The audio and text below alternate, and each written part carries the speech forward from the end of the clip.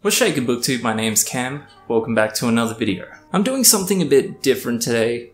Obviously, I'm in the kitchen, and it's something that's kind of uncharted territory for me, because I don't really cook at all. At least I don't cook anything past spaghetti bolognese and mi goreng noodles. So it goes without saying that this is going to be hard to watch if you're an avid baker, or if people sucking at cooking is just generally something that grinds your gears. Maybe you don't want to watch this one. Anyway, with the pessimist disclaimer out of the way, what I'm doing today is I will be making the cake from Matilda, Bruce Bogtrotter's cake, although not as big because it literally wouldn't even fit in my oven anyway, and like I said, I don't really cook, so I think it just wouldn't be safe. And I'll also be trying my hand at making some Butterbeer, which is, I've got a recipe for that, which is just a lot easier. I can't imagine fucking this one up. Although don't underestimate me, I may surprise you.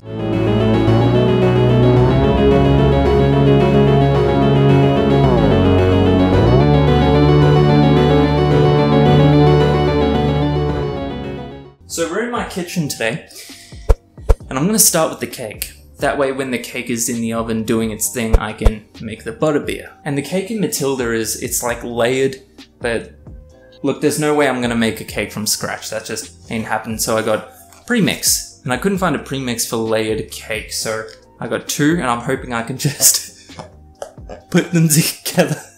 I didn't even own a wooden spoon until this morning. So I've already floured and greased the cake tins. I don't know if I floured them too much. I don't know if I floured them not enough. The first instructions I'm dealing with are that I need to dump all of the cake stuff, and then some eggs and water, and melted butter into a mixing bowl. So we'll start at the start.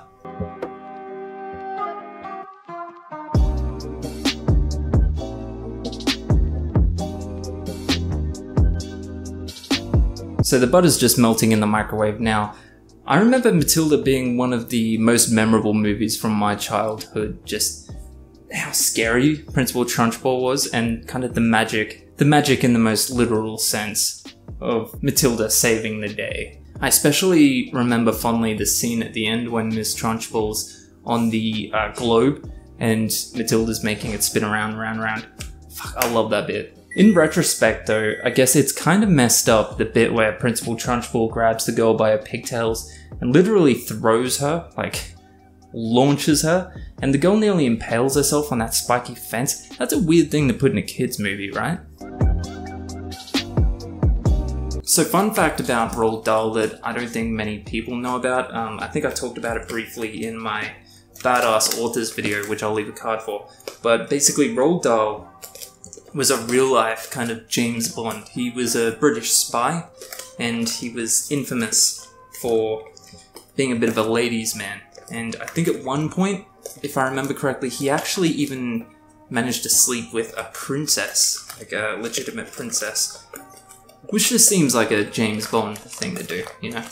I tell you what, this is bringing back memories of cooking with my big sister or my mum. I'm already impressed with myself just for making this. I'm gonna need to do this twice for both cakes before I combine them.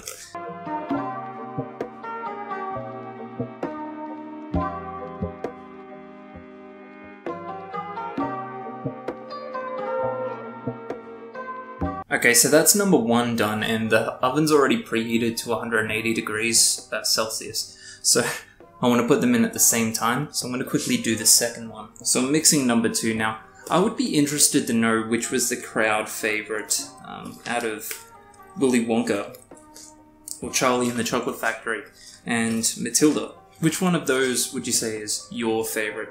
It's a bit hard for me to choose, but I think I'm going to have to go with Matilda just because I loved Charlie and the Chocolate Factory, but it still felt a bit before my time when I saw it. Whereas Matilda was completely relatable for me when I did see it. I think it's just funny that Roald Dahl was, you know, a spy and a ladies' man and a real life James Bond.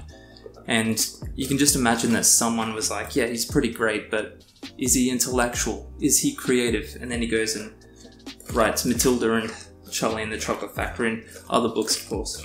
Okay, so they're ready to go. I'm going to put them in the oven now, and I'm meant to leave them in there for about 40 minutes.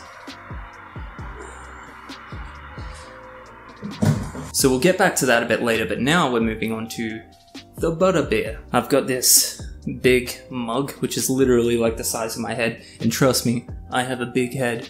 And basically there's a lot of different recipes, some, or almost all, a lot more complex than this one, but what I'm going to be doing is I'm just going to be mixing some good old-fashioned creaming soda with some honeycomb ice cream, make a bit of a mix with that, and then I'm just going to put whipped cream on top.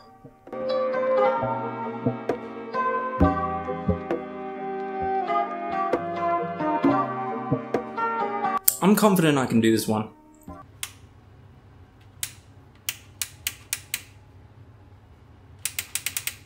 It's a lot more foamy than I intended. I think I might have put too much ice cream in there. I guess I can even it out with some more creaming soda. I don't have much left though.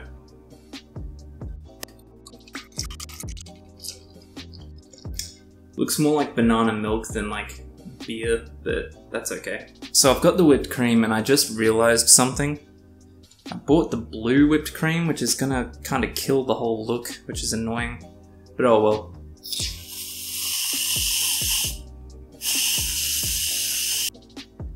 So it ended up looking more like something from a Dr. Seuss book, but it is what it is.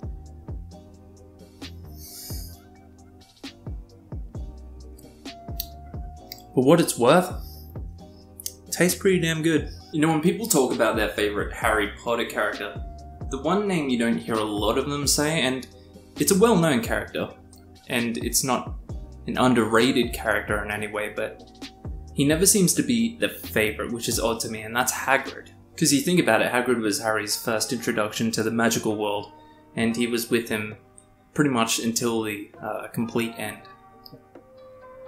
So we're going to give the cake a bit of time to finish up, and then we'll come back to it. The next day... Well, here we are, 40 minutes later. I started making the icing for one of the cakes, one of the layers, and the cakes look like they're done. I hope so. But fuck it, here we go. Here's the difficult part. I'm going to try and layer them.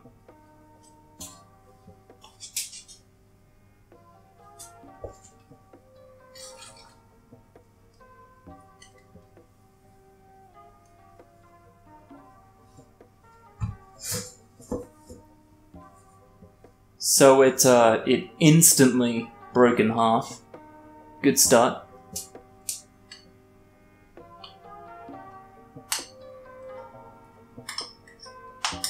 Now for layer 2.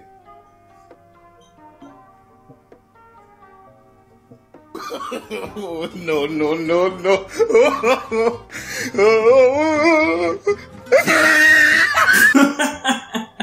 Oh shit. I think it's obvious that doesn't really look how I intended.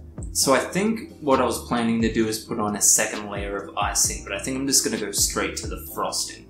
Shit, the fucking camera battery looks like it's about to die as well.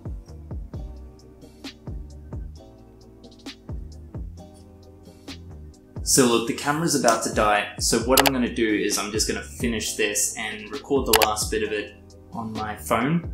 But yeah, hopefully it ends up looking half alright. To be honest with you, I think the whole thing's a fuck up. I'm still gonna eat it, but it ended pretty much the way I expected it to. As always, thanks for watching. I'll see you in the next video.